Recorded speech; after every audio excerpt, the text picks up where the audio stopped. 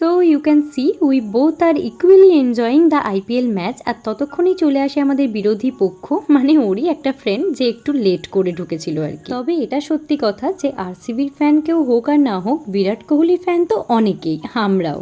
তো সেরকমই এই গরমের মধ্যে আমরা বেশ এনজয় করছিলাম, আর মাঝের মধ্যে ওখানে গানও চালানো হচ্ছিল, আর সেটা শুনে তো আমি একদম বসে থাকতে পারছিলাম না। আর যেরকমটা হয় আর কি, যখন কলকাতা জিতছে তখন আমরা চেয়ার করছি, আর ব্যাঙ্গালোর জিতলে এরা চেয়ার করছে।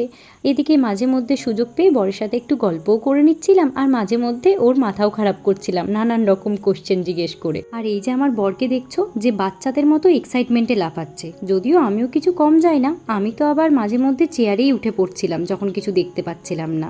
তারপর একটু বাইরে থেকে কুলফি খেয়ে এসে ভিতরে এসে আবার কেকেআর চিয়ার্স করছিলাম। এদিকে সবাই ক্রিকেটার্সদের দেখে হাই হ্যালো করছিল, আর আমি আমার বরকে হাই হ্যালো করছিলাম। তো স্টে টিউনড, দেখা হচ্ছে নেক্সট পার্টে। এখনকার মতো বাই।